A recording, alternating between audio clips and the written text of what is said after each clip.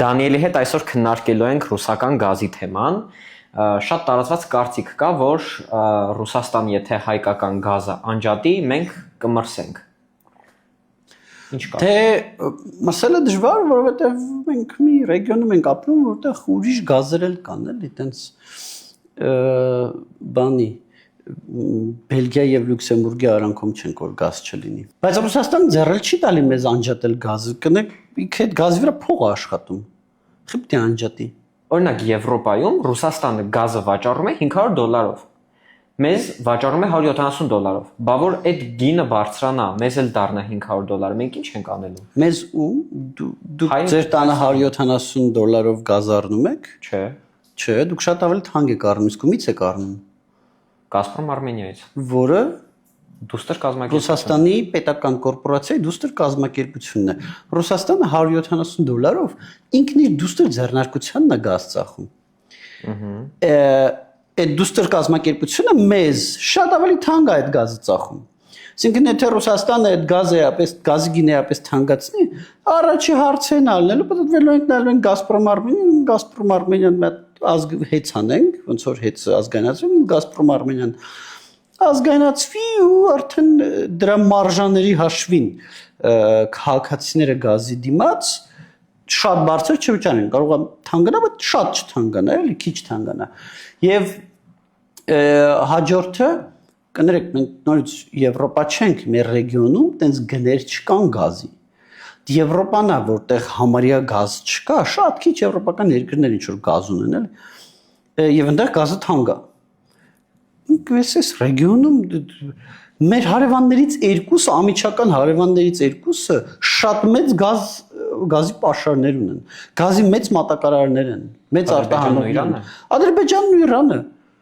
Կներեք, մեզ եվրոպական գին տուլիտ մի արեք։ Իսկ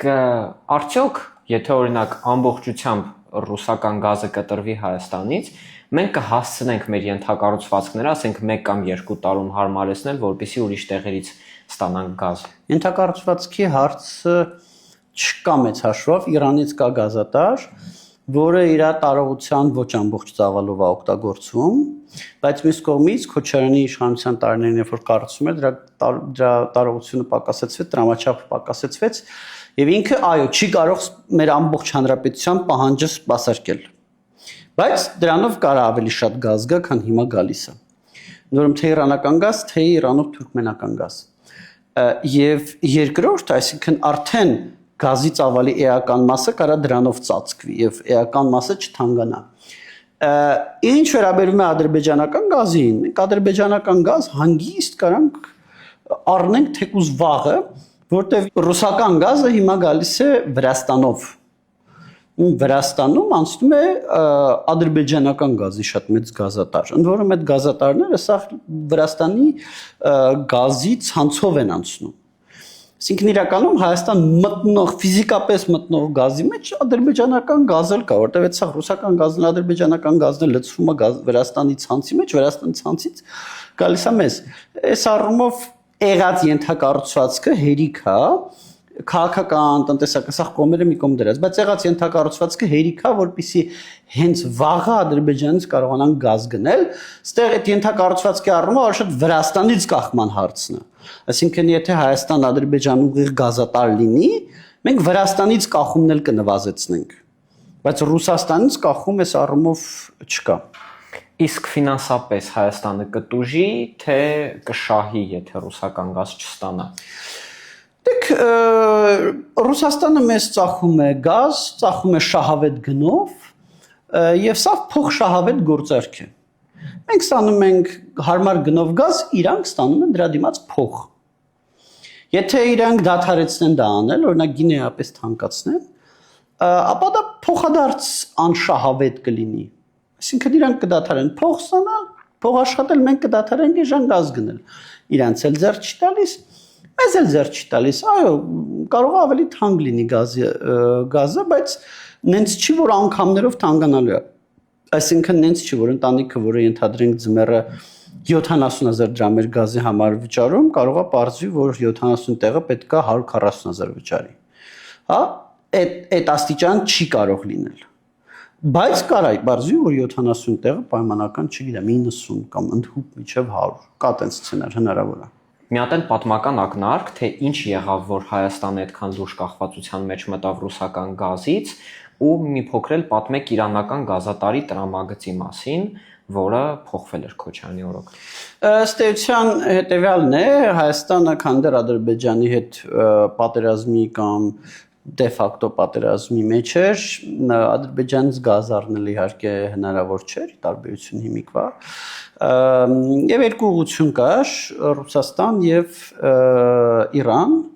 Իրանից նախատեսվում էր կառուցել, կարծեմ 1400 մմ տրամաչափի խողովակ, մոտավորապես այսքան խողովակ, այսքան տրամաչափի։ Քոչարյանի ժամանակ էր դա կառուցվում 2000-ականների սկզբում եւ կեսից որոշվեց Քոչարյանի կառավարության կողմից կրկնակի պակասեցնել։ Ընդ որում եկեք հստակեցնենք, երբ որ տրամաչափը կրկնակի է պակասում, դրա հատույթի մակերեսը քառակուսային է գնում, այսինքն քառակի է պակասում։ Եվ արդյունքում դրա տարողունակությունը դա դադարեց լինել այնպիսի խողովակ, որ կկարողանա սպասարկել ամբողջ հանրապետությունը։ Սա է խնդիրը։ Եթե ինքը կառուցվեր նենց ոնց որ ի սկզբանե նախատեսված էր, իր տարողունակությունը կբավարարեր, որ ամբողջ հանրապետության կարողությունները ծածկեր։ Հետևաբար, եթե մենք վաղը կարիք ունենանք Իրանից գազ առնել եւ չկարողանանք, ապա դրա ուղիղ մեղավորը Ռոբերտ Քոչարյանն է, որը ուղղակի ավելացրեց այդ առումով կախումը Ռուսաստանից, բայց հիմա բարեբախտաբար Ադրբեջանի հետ հարաբերությունները այնպիսին են, որ ադրբեջանցը կարող են կառնել ոնց է Ռուսաստան դադարեց մեզ բենզին վաճառել, չէ՞։ Դադարեց բենզինի վաճառքի արկել մեկը իրանց բենզին վաճառել, երկրներ Ղազախստանը, Ռուսաստան հումանիտար օգնության տեսքով բենզին ա ուղարկում, էլի։ Մենք դա զգացինք, մեր մոտ բենզինի գները աճեցին։ Չէ, որտեղ մենք դրանք ունենք այդ թվում իդեմս Ադրբեջանի։ Ուրիշ երկրներ էլ կան, Հունաստան կա, Ռումինիա կա, Բուլղարիա կա եւ այլն, բայց այդ թվում նաեւ Ադրբեջանի ձեռք ենք բերում բենզին եւ ոչ մի սարսափելի բան տեղի չի ունենում։ Այն խնդիրները, որոնք որ Ռուսաստանում բենզինի հետ կան, մեր վրա մենք չենք էլ զգում։ Այսինքն ոչ մի սարսափելի բան չի լինի։ Չէ, սարսափելի բան պետք է որ չլինի։ Դե չի լինի, չի լինի։